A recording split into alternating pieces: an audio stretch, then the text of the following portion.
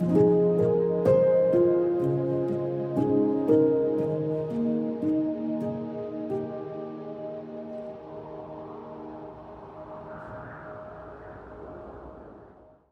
morning, everyone. Welcome to everyone. We are so blessed to be together today again. Today, Jan will be sharing the word, the road of salvation, and he will be explaining some difficult terms that we just call it Christianese. So it's some terms that we use as Christians that Jan is going to explain for us. And then we are very excited because we are starting then with a series on the fruit and the gifts of the Holy Spirit. So next week, Jan will bring an introductory sermon to explain the fruit and the gifts of the Spirit. And then from there, we are going to learn more about the Holy Spirit, about the fruit and about the gifts of the Holy Spirit. So we are very excited about our new series. So I want to invite you next week, come and learn what is the difference between fruit of the Holy Spirit and gifts of the Holy Spirit. And then today we have a special birthday. So I would like to call Kanil to the front. Give us a speech. Let's all give him a round of applause. Kanil is celebrating his 19th birthday today. So congratulations with your birthday. And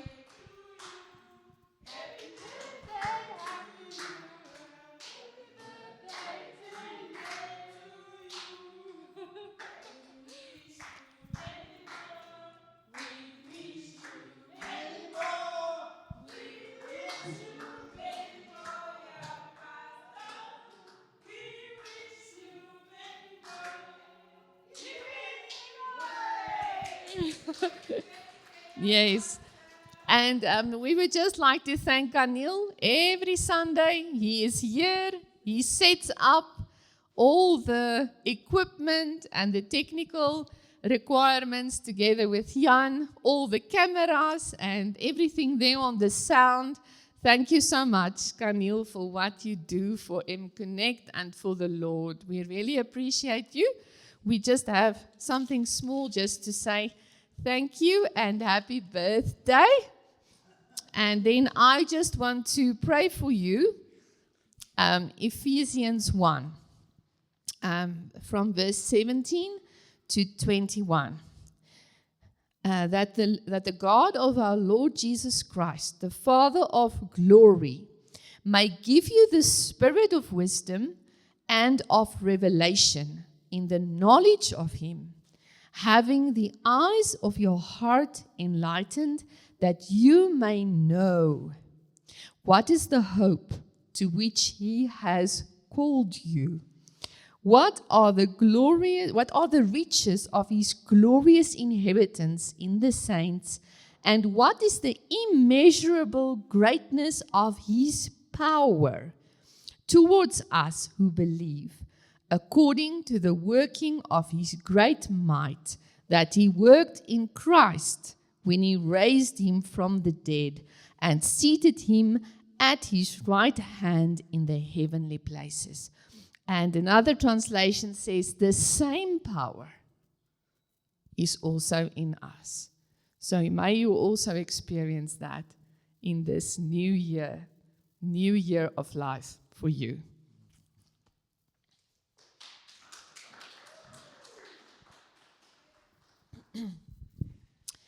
Then I will give an opportunity for tithes and offerings. You are welcome when the worship starts to also bring your tithes and your offerings, and the account details is also on the slide.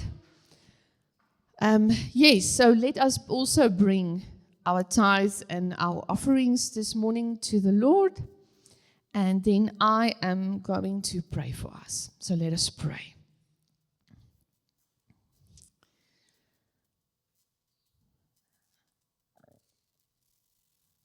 Lord, we worship you.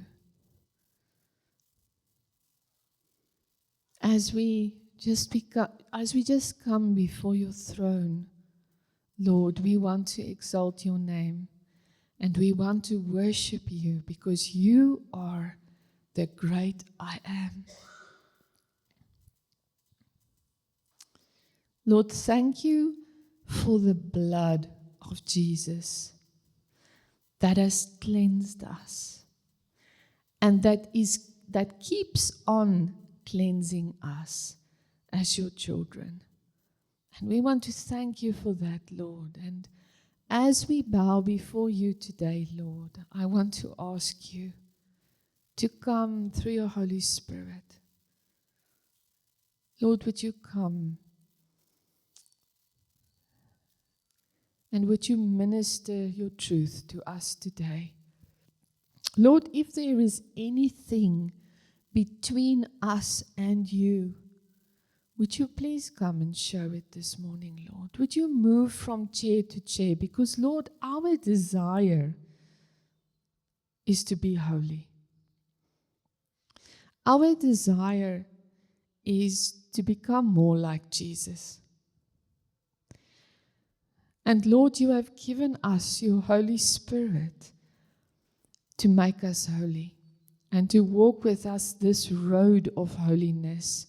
And therefore, I want to ask you, Lord, come through your Holy Spirit and come and show us, Lord. Reveal to us this morning anything that is standing between us and you. And then we thank you, Lord, for the blood of Jesus that comes and cleanses us. And I pray for your light to also shine in every dark corner. Lord, let your light shine. Let your light reveal. Let your light show us. And let your light also purify us. Lord, last week we heard that you prune us. So we want to invite you this morning also, Lord. Come and prune us. We do not want to be the same as yesterday. Come and change us. Lord, thank you for your word this morning. Let your word go out and let it accomplish your purposes. We thank you, Lord, and we pray this in the name of Jesus Christ our Lord. Amen. Amen. So, time for worship now. Let us worship the Lord, and also time for tithes and offerings. Amen. Heavenly Father, we are gathered in your name. We ask your blessing upon our being together, that we may bring honor and glory to your name.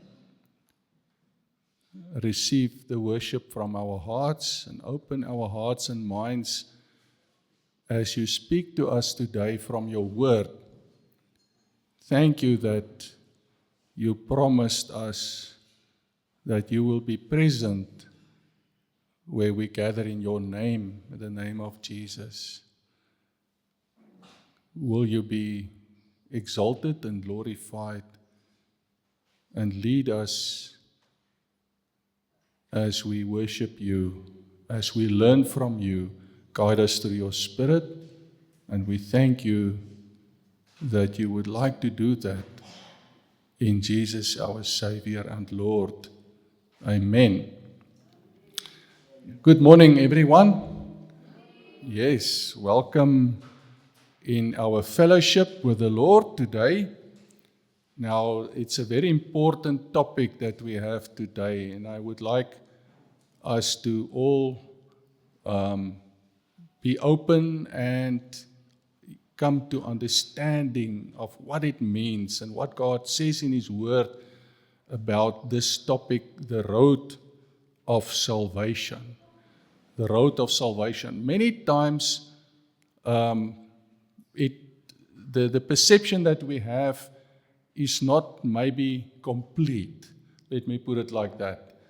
So it's a road, it's not only a single moment and then it is something that we put away, because we need to journey with the Lord and He would like to have fellowship with us. So we are talking today then about the road of salvation, and the question is, why do we call it a road? Now, I had the previous message where we spoke about walking, if you can remember, walking, taking different steps. But walking happens on a road, not so. So walking has, like we said last time, it has direction. You need to determine where are you going, but you also need power. You need energy to walk. And we said, if we're walking, the Spirit grants us that power. And also, we decide under guidance of the Spirit where we would go. And how we take our steps choice by choice every moment, that we don't stumble, that we keep on walking in the right direction. So today, the topic then of salvation, there are three aspects of salvation that we can deduce from the Bible, from God's Word. And we're going to deal with this more thoroughly. I just up front want to mention, and it is this terminology that Elizabeth mentioned a while ago, that is sometimes, big words, and we don't understand and grasp its meaning. So the purpose is that we clearly would understand if we use these words, and they come from the Bible anyway. It's not just a theological dealing with it and naming of it. Justification is the first one. Now, those three terms all have to do with salvation, but there are different aspects of salvation. So justification is the first part, and that is dealing with God's righteous punishment for sin. That needs to be met. And we can say that deals with our past sins when we are justified. Justification deals with the sins in our past. The next one is sanctification. Now that is where we walk on the road under guidance of the Spirit, and God is developing our characters. But that is dealing also with our current sin. We're not supposed to live in sin, so we need to overcome it. So whereas justification has dealt with our past sin, sanctification is addressing our current sin. Then there is glorification. Now glorification is something that lies in the future, and that is when Jesus returns, is going to give us new glorified bodies, resurrected spiritual bodies, and we can say He will also deal with our future sin, because sin will not have an impact on us anymore. It will be removed totally. So we can say these three things: justification, sanctification, glorification, past, present, and future is one way to look at it. But we will deal with it as we continue now. Sometimes the Bible will speak and use the term salvation, and I will show you one or two examples as we read the text. But without saying which of these three it is. In other words, it speaks about salvation, and then you need to deduce, is it speaking of justification or sanctification or glorification? Because it can refer to either one without mentioning it specifically, and you need to deduct it from the context. In other words, you can understand it if you like work out your own salvation. We will read that text. But it can't be justification because God has done justification. He is giving that as a gift. But we can work out our own salvation by cooperating with sanctification. So that clarifies that. Hey? So let's talk about salvation and why salvation is needed. Why is it necessary that we need to be saved in the first place? So let's go and right to the beginning. God created us, Adam and Eve there in the garden. If you remember in the Bible in Genesis, God created mankind in His image, meaning that we have a mind and a free will. We may choose. We are not like animals that work on instincts. We can think and make choices. That is part of what it means to be in the image of God. But God is also holy and He is loving. And He expects us to be like Him. We need to live in that image of also upright and loving like God is. But unfortunately, the first human beings, Adam and Eve, they made a terrible mistake as they were influenced by the enemy, and through that serpent, they chose to rebel against God. Hey, and that brought death into this world. And we as human beings become mortal beings. And that broke our relationship with God as well as our nature. We speak that we have a fallen or a broken nature. So it's now more tough to adhere to God's image where we are supposed to live in. Hey, so God is loving, but He's also righteous and just. Now, somehow it seems like this falling of us created a dilemma, because God loves us, but He needs to be just and fair. He had already told people before they sinned that sin will be punished by death. In other words, sin will lead to death. And death would mean, we die in our bodies and we go to the grave, but also we are separated from God, of course. We are not with Him anymore. And that is not a good place for us to be. Now, when He said that, He can't go against His word because His character is righteous. He can't lie. And He needs to be fair. So that is how it needs to be. Sin will be punished by death. That means all of us can be away from God forever, and we can suffer the consequences for one single thing because all of us have sinned. Hey? But now God fortunately is loving as well, and He had to make a plan. And I think He wasn't caught on the wrong foot. He already knew what would have happened, so He was ready for that. So now we are separated, like I've said, and we suffer the consequences. We are separated from God, and sin has got a stronghold on our lives. But because God is loving, He's going to come and help us. And there are three things that is needed, that are needed. First, the sin needs to be punishment. So the punishment needs to be dealt with. What is God going to do to help us that we meet the requirement of the punishment for our sin? Because we can't offer anything. We have sinned. We are far away. We are like in a deep well. We can't get out. So that's a problem for us, not for God. Now, we also need to break the stronghold of sin, that I always want to do my desires, the wrong thing, and I want to do something that is not right, like that is degrading to people, that is not fine with God, that's against loving, against edifying. We break down, we murder, we steal, we slander, we do all wrong things all the time, So there's a stronghold that needs to be broken.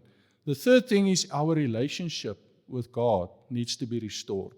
Those three things is almost like the three parts of salvation that we needed. It's almost like everyone is also dealt with separately. So what now we said we need salvation. So what salvation needs to accomplish is this. It needs to treat this punishment thing. It needs to break this bondage that sin has in our life, and it needs to make us holy and redeem us, restore our relationship with God. Those three things, salvation is all about, all three of them. And we often evangelize and think only of one of those, and maybe a selfish one, not the one from God's perspective. Hey? So God in His love made a way for us that is still meeting His demand of righteousness, but also love.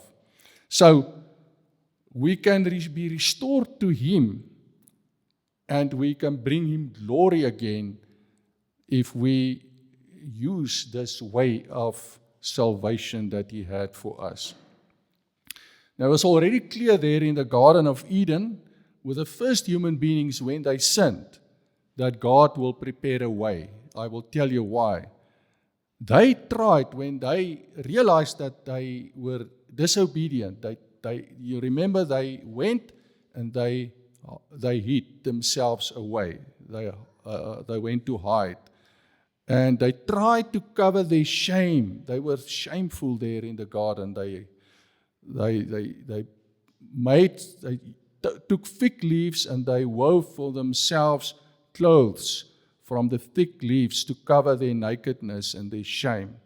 And God went and looked for them because God created mankind to have fellowship with them. He walked with them regularly there in the Garden of Eden before the fall. So God called Adam and said, Adam, where are you? And then when He got to them where they were hiding, He led them, He guided them to acknowledge their wrongdoing. In the end, both of them, Adam and Eve, admitted that they ate from the wrong fruit. And that is what we call today repentance. We need to realize, acknowledge that we did something wrong. That's the first step, of course. Then what happened then? God slaughtered animals. It's not described in the full, but He made clothes from skins, from animal skin. So He had to slaughter animals. And that is the death that followed on that same day, because God said in that day you would die. But now God's grace, because they repented, God's grace came in. And in their place, animals had to die. So He made them those skin clothing to protect their, or to cover their nakedness. And it's another way of saying to cover their sin as well. That was a sacrifice. That was the first sacrifice that God Himself made. Blood was shed. Now, the Bible says the soul is in the blood. So there was death, that was a sacrifice, that was the consequence of sin. The animals were innocent. They didn't do anything to deserve it. So now something happened. God now made use of this opportunity, already show us something. That was only a temporary covering of sin, because an animal has not the same value as a human, but it pointed to something that would come. You can imagine those animal sacrifices were only types and shadows of the real sacrifice that was to come, which need to be a human sacrifice. A human that is innocent, and we know who we are talking about because the Word became flesh. From God's throne came the person of the Godhead, the Word of God, and He was called Jesus when He was born. The word Jesus is the Greek Jesus, comes from the Hebrew Yeshua, which actually means Yahweh is salvation, or Yahweh saves. So the name of Jesus means God saves us. That is about salvation. So that was the purpose of Jesus. He was the Lamb of God. He had to go through death because death is a result of sin. And he was innocent. So he did that in order for us. Then if we are in him, God can see us and he can now righteously save us because the punishment requirement has been fulfilled. And at the same time, God's loving character has been met as well. Now, we can be moved from death to life in Christ Jesus. So that is the first step of salvation. God did it for us. And our lives can now bring glory to God, our Creator. So if we would like to be in God's kingdom, to be part of His family, if you want to have life, we need to follow this way that God prepared for us. We need to repent, acknowledge our sins, and sincerely from our heart, not an outward thing, a deep, from the depths of our heart, we need to be sincerely leaving our old life behind and turning to God, accepting His way. Acknowledge that He is also, Jesus is Lord, He is King. It means also that we need to follow Him obediently. Now we have just done this series on following Jesus. The following Jesus is part of salvation. That has a lot to do with the second part, what we call then sanctification. So the first thing is God needs to justify us. For our sins, He needs to take away the condemnation and justify us, meaning now if we are justified, if we put right legally with God, with this legal requirement, we can now have peace with God. Our past sins have been dealt with, and now we need to be in Christ, in the body of Christ, and He needs to dwell in us through His Spirit. But now, this justification is only the first part. It's only the legal aspects. Now we need to remain in Him, because salvation is, if you are in Christ, you can go out of Him again, out of the body of Christ. You can make wrong decisions and go away, because the choice remains ours. Like we have been created in God's image, meaning the ability to make choices. We are not forced. It's not an instinct like animals have. So we need to choose always right. But if we walk, like we have said last time, we're taking steps, it's little choices. We can make wrong choices. We can stumble. And we can even remain lying or go in a different direction. That is our journey that we need to remain walking in Christ, is called then sanctification. Because we need to bear fruit. Fruit is the proof that Christ's Spirit is working in us, and we allow God's Spirit in our choices to influence our lives. Then the fruit of the Spirit that we are going to share more about next time, and that Renee also shared a bit last time. So that is the road of sanctification. We are growing in our being set aside for Christ. Because salvation is that we are dedicated and devoted to Him. I've mentioned previously, it's not something that, it's a free gift, but it's not something that I take and I put in a drawer and I forget about it. It's going to have an impact on my life, because my life is, I'm going to walk with God in the right direction. It's not I made a decision one day and an altar call and now I forget about that. Hey. So the question is, what are we saved for? What are we saved for? Now, all of us will maybe will say, I'm saved to go to heaven. I've got a surprise for you. That's not the first and prime reason. That's a bonus. But that's not the first reason. Let's go to the next slide. Oh, it was just asleep. What are we saved for? Romans 3:23, we have all sinned and fall short of the glory of God.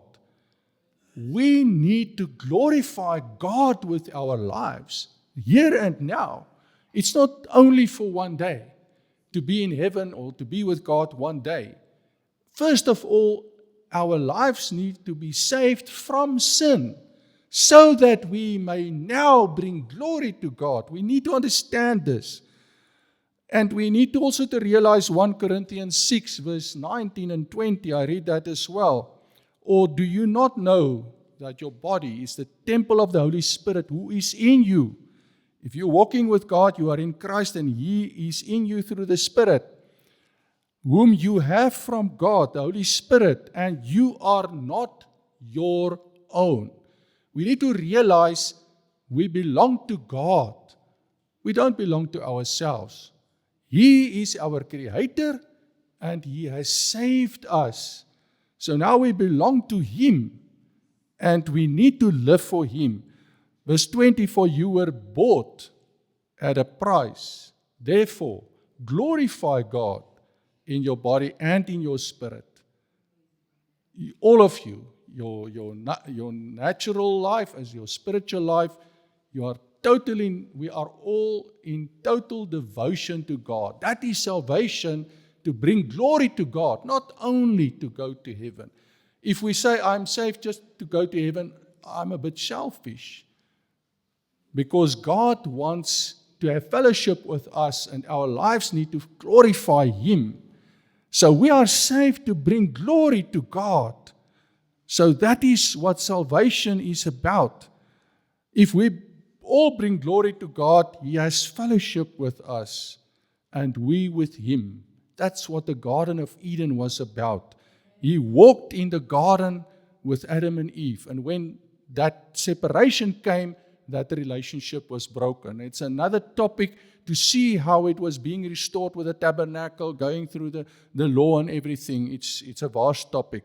But today we're focusing on this road of salvation. So, the consequence, of course, if we bring now glory to God, if we are part of this salvation, we will also be with God. And we will be walking with Him in the year after as well. And we will have fellowship. And in the interim, we will go to heaven. Now, remember, like I've said just now, that heaven is an interim place. That's not our destiny. God is going to restore the earth. He's going to restore the paradise that were in the beginning. And He's going to have a new creation. And He's going to dwell with us on the earth in the end. The heaven is only a temporary station. But when Jesus returns, the earth will be renewed. And He is going to dwell with us.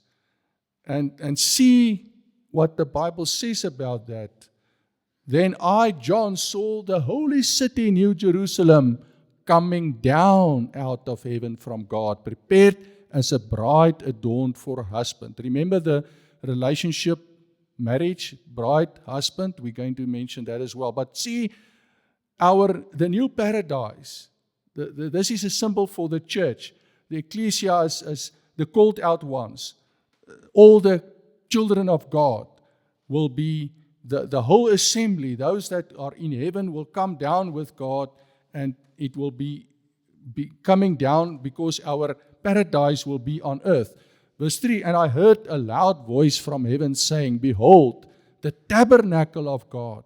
Now the tabernacle was always the place where God met with His people. He had the Shekinah glory in the Holy of Holies of the tabernacle. That is paradise. It's a symbol for paradise. It's with men. God comes again, and He will dwell with us here on earth, and we shall be His people. God himself will be with them and be their God.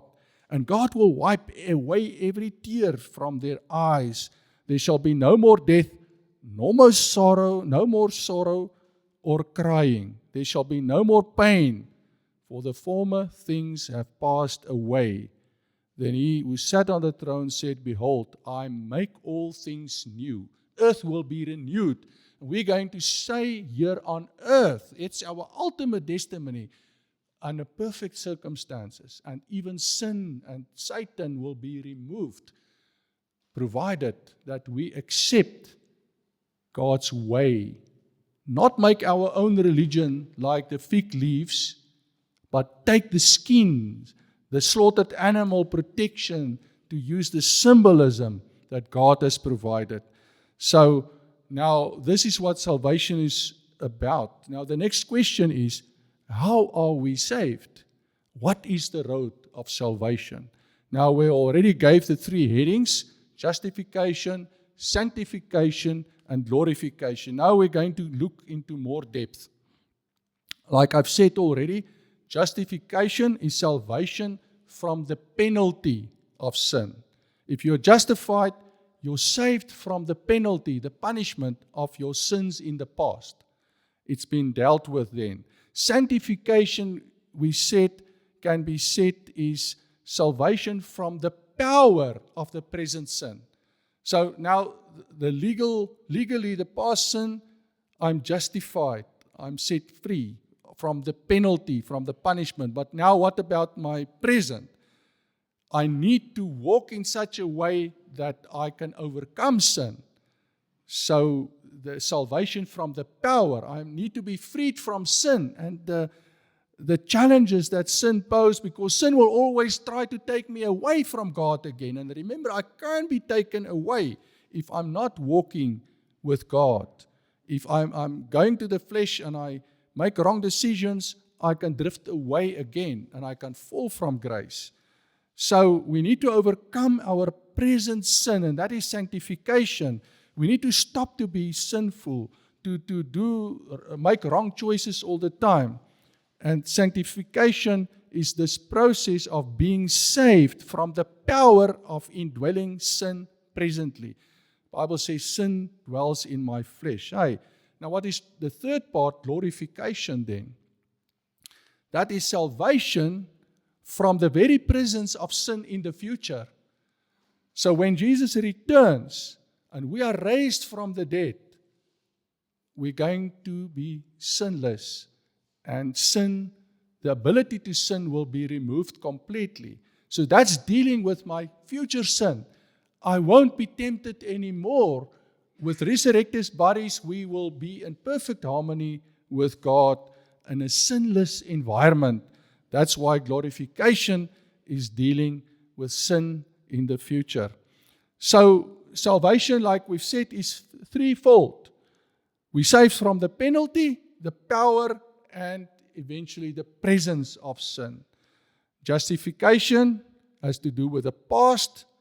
Sanctification has to do with the present.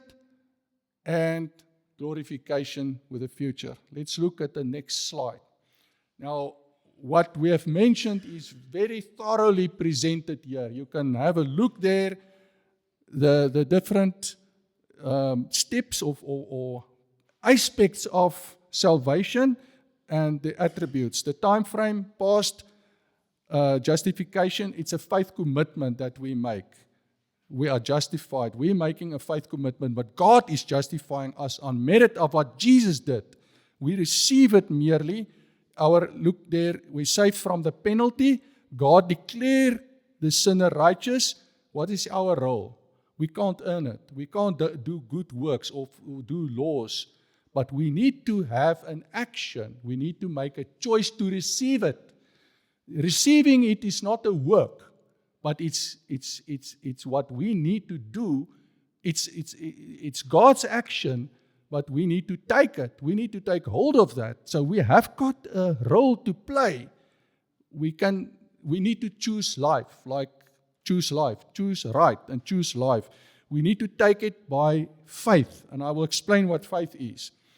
Now, sanctification is the present situation where we walk in the Spirit. Now we need to remain in Christ, and we are now being saved from the power of sin. Because sin has got a stronghold, it's got teeth, it wants to devour us all the time. Satan is like a roaring lion, and we need to take steps and make right choices all the time so that we don't stumble and walk away or drift away, whatever.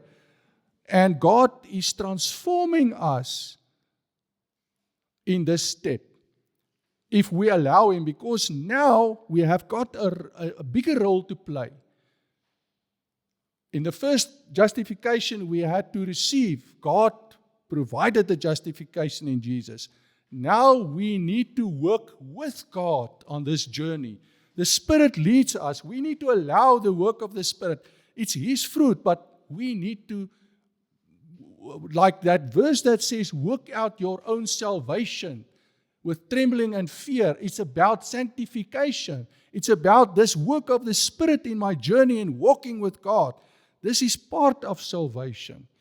And then, of course, in the future, glorification, it's dwelling in eternity where God dwells with us. And then we are saved from the presence of sin. Sin would be no more. It would be taken away completely. And that is also God. We have got no part in that. If we do the first step and the second step, the third step is only that God is going to do. If we are walking on this road, we will be changed and we will receive a sanctified, glorified body, and He will perfect our souls and bodies. We have a new body. We are going to have bodies, not only souls and spirits like people that died and go to heaven. When Jesus returns, everyone that belongs to God will dwell in a new body, and God does this. Okay, so that slide is make it clear. Now we're going to look at one by one, a little bit into each one of them. Justification is the first step. Now, we said already this is a legal term. It's a declaration by God when He acquits the sinner. If He tells us you are found not guilty, like in a court of law, not guilty. Now, this is done only because of Jesus Christ that died as a sinless, without sin human being, and His death can be substituted for our sin. Now, God can remove legally, He can be righteous and just if He imputes this perfect righteousness of Jesus Christ to our account as believers. That's a legal term, and we don't earn that. So just look at the scriptures to say something about what I've told you now. Romans 5:1. Therefore, having been justified by faith. Faith is just the way that we take and receive this justification. We have peace with God through our Lord Jesus Christ.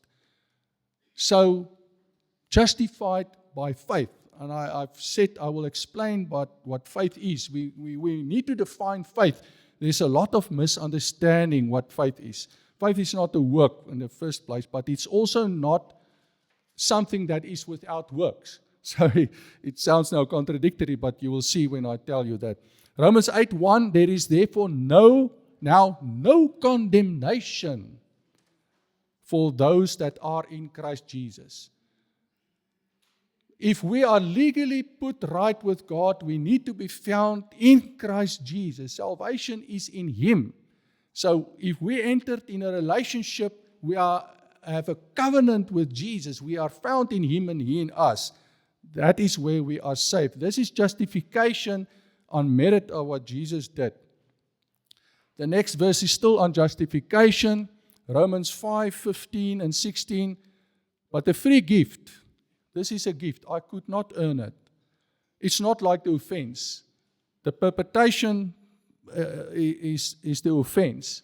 For if by one man's offense many died, like Adam and Eve, much more the grace of God and the gift by the grace of one man, Jesus Christ. Adam, the first Adam is the natural Adam. The last Adam is the new Adam in which we need to be found. The head of the first race, the head of the second race. We need to move over to be found in Jesus Christ, the second Adam. And then we are partaking of the grace that is by this one man.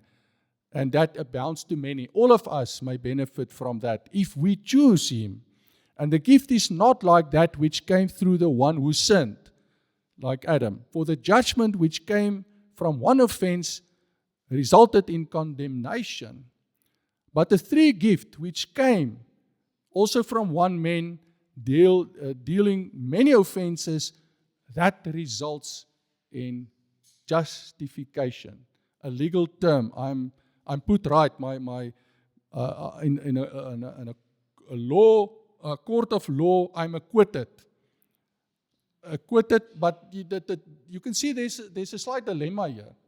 A judge can, on Judgment Day, I'm speaking now in human terms, he can acquit someone, but that person can be found not guilty, but he can walk out a free man, and he don't go to jail, but he can still be a corrupt person.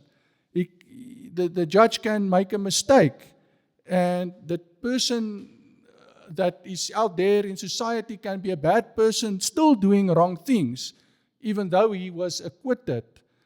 That is why we need the second step, also part of salvation, that is called sanctification. That's why sanctification is needed as well.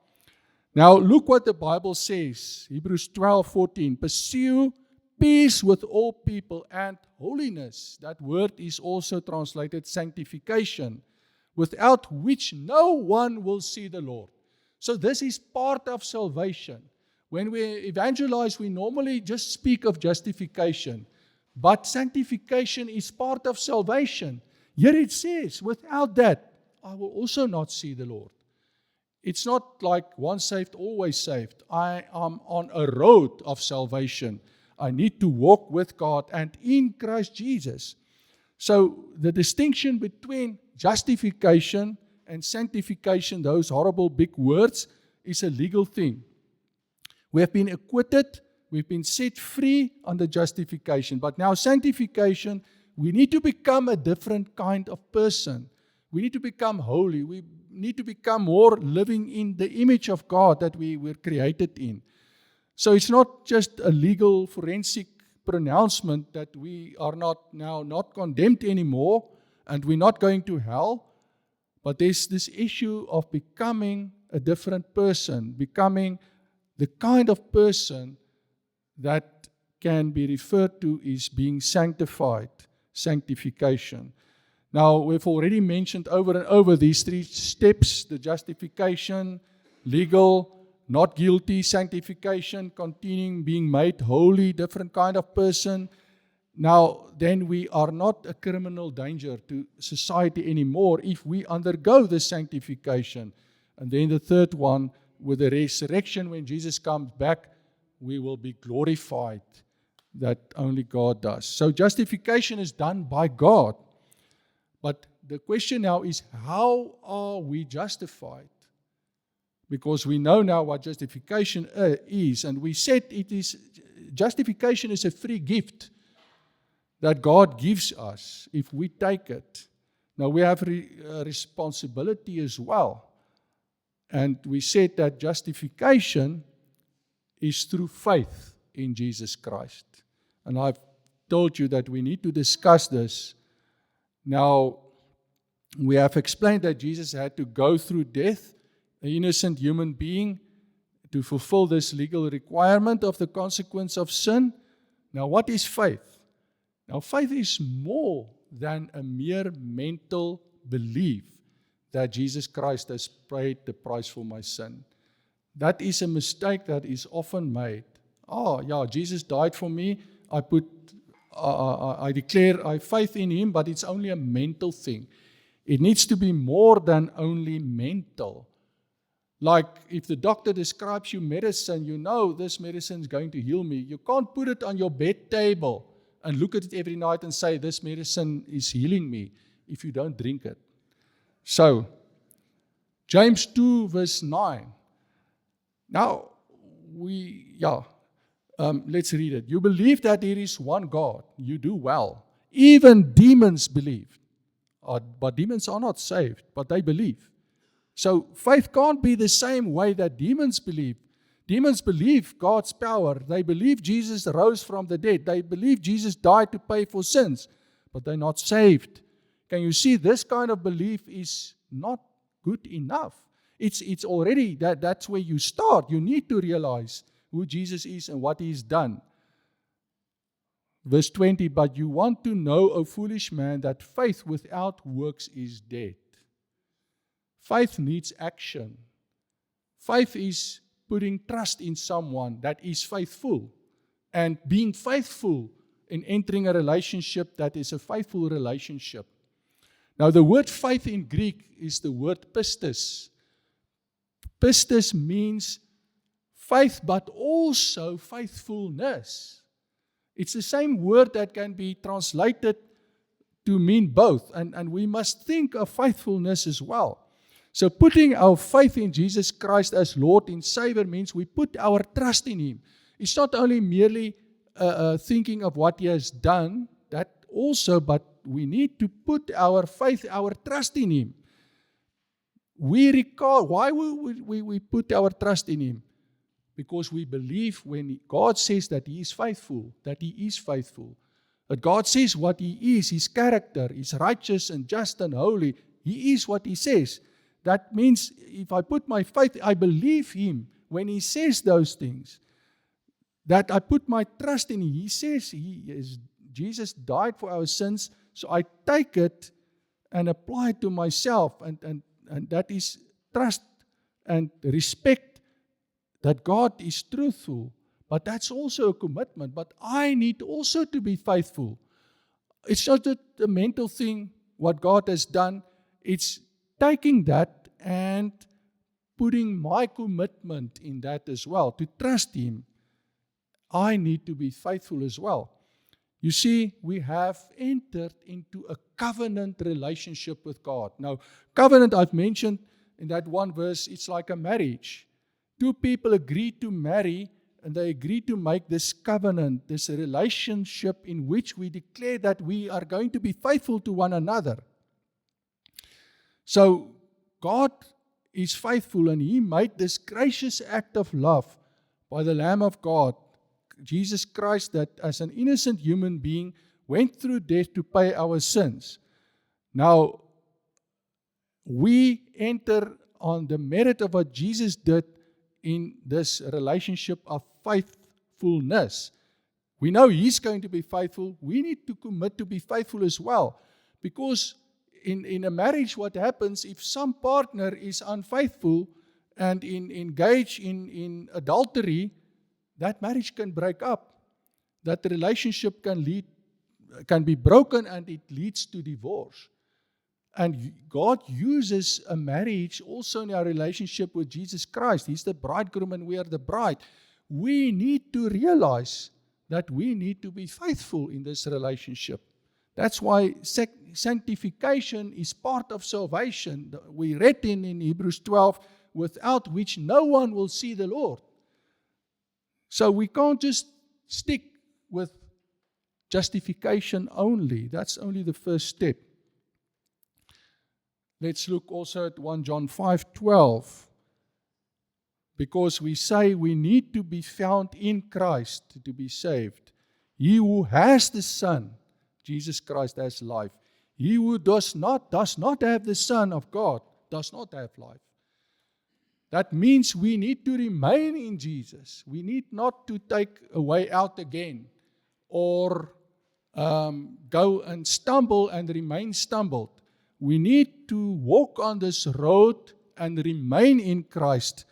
Now, the question again, how do we remain in Jesus Christ? And that is what we have said, the second or the other aspect of salvation called sanctification. Now, let's look into sanctification. We have now dealt more deeply with justification. We know that Jesus paid for us, and we need to receive that. But it's a choice that we need to make, but we need to put our trust in Jesus. Now we need to remain in Jesus. Look how clear this verse tells us, the 2 steps of justification and sanctification. Enter by the narrow gate. That is justification. Jesus is that narrow gate. For wide is the gate, but also there is a way, there is a road. Broad is the way that leads to destruction, but there's another way, and many go on the wrong road. Hey, because verse 14, narrow is the gate, Jesus, and difficult the way that leads to life. And there are few who find it. The gate is justification, that's Jesus Christ. The narrow road is also Jesus Christ. That is, we need to remain walking in Him. That is sanctification. We need to remain in Him. Remember, salvation is not only the first part, it's not only walking through the gate. I can still be on the wrong road even if I have entered the right gate.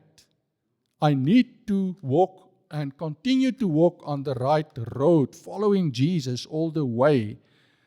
You may see this, we can now say sanctification also can be,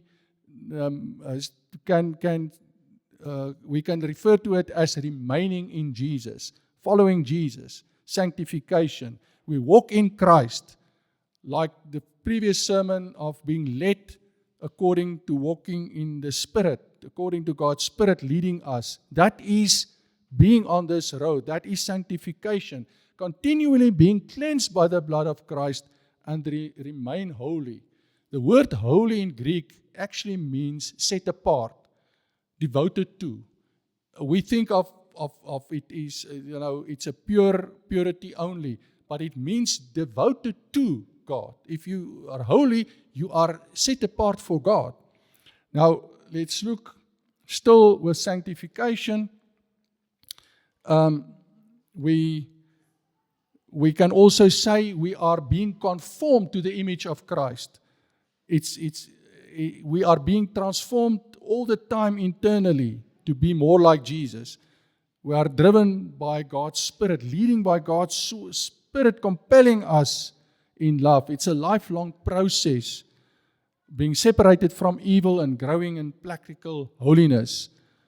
And we can read also that will definitely influence our behavior. If we allow God's Spirit to work in us, then we see here what Paul tells the Thessalonians. 4 verse 3, 1 Thessalonians, for this is the will of God, your sanctification. And then one of the wrong consequences, if you're not sanctified, you might be involved with things like sexual immorality, wrong moral choices. If you are not allowing to be sanctified, to be on this road of sanctification, which is part of salvation, you would then not be involved in wrong things because God is working in you. Many times, if we work, I reach out and evangelize Muslim people, and they always say, but it's too easy that God pays for you, then you can live any sort of life. That's just a license to wrong things, because now it's a free gift. You can live whatever way you want. That's not true. That's not what Paul says. If you read Romans chapter 5 and 6, you will see, he says, no, we are not saved. We are not being saved to live a life of sin. Because Muslims, and often out there, we don't realize that salvation has got also sanctification as part of salvation. It's not only justification. So sanctification means that we are dealing with the power of sin in our present lives. So, yeah. Let's go back one again.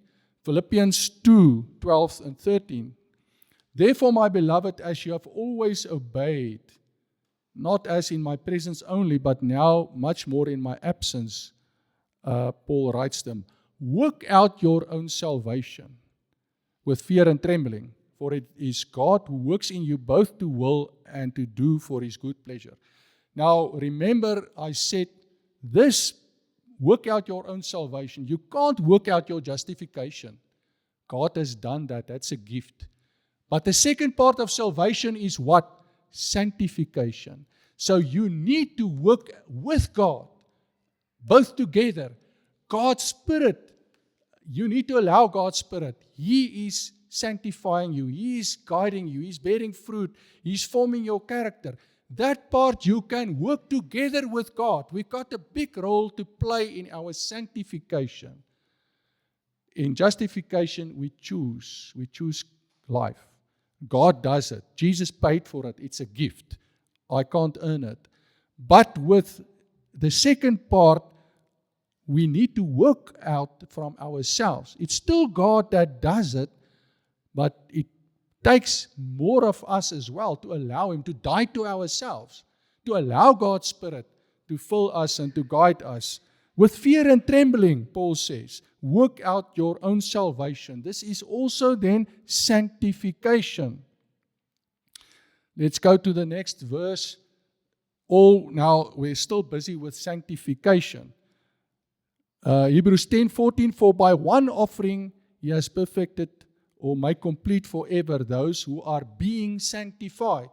We are on the road of being sanctified. We have not arrived yet, but we need to remain on this road because we read in Hebrews 12, without sanctification, we won't see God. That's part of salvation. And we may also refer to the sanctification as our walk with God and walk in the Spirit.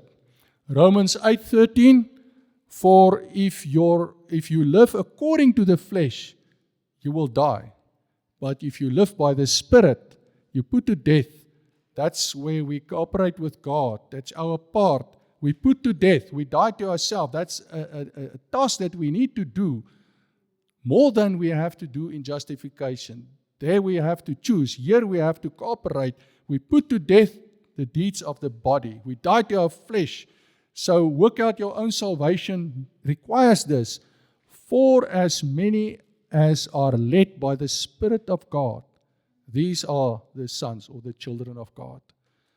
So being led by the Spirit of God, this is part of salvation. This is called sanctification. So it's not like the Muslims think it's cheap.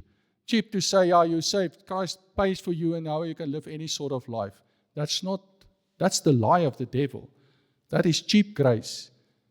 Grace is free, but it's not cheap. It asks of us to surrender our lives and to walk with Jesus. It's not telling us only to, sometimes go to church, to read the Bible, to pray, but nothing inside is happening. Our hearts need to be conformed and being changed to become more like the soft heart that God has, compassionate and caring and loving, and allowing God's Spirit to shape it and to conform it to the image of Christ.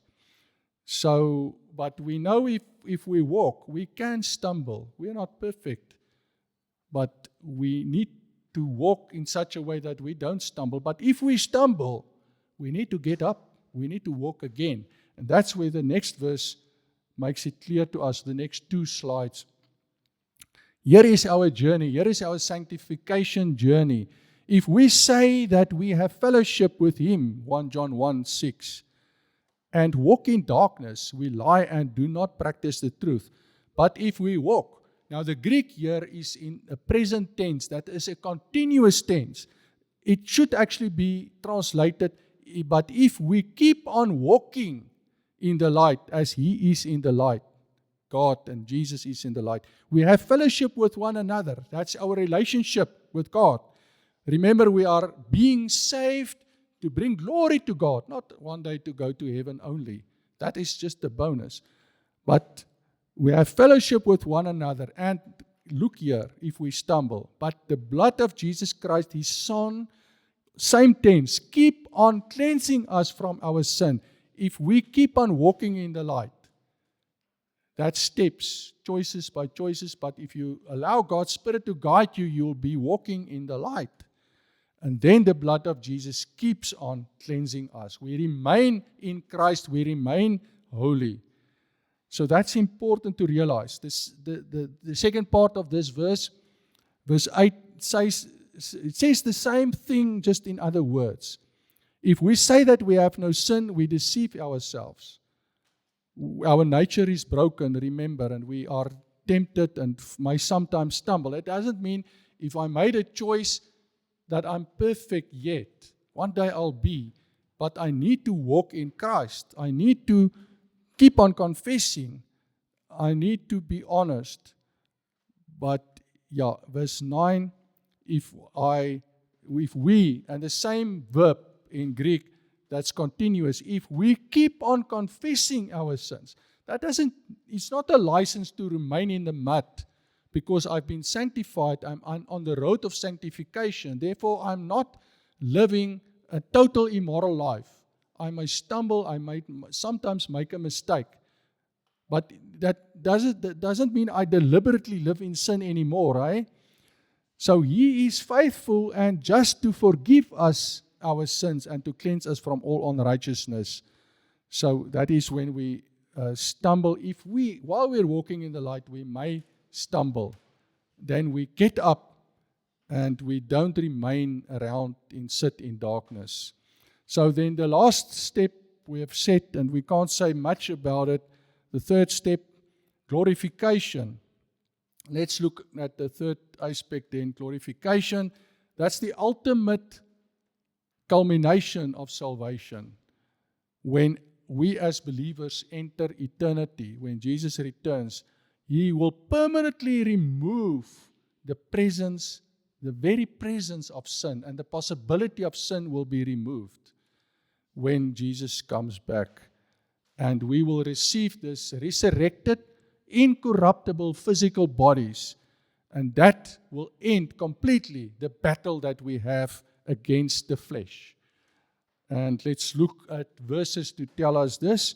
Romans 8:30, moreover, whom He predestined, these He also called. Whom He called, these He also justified. We spoke about justification, we spoke about sanctification, but He will also glorify them.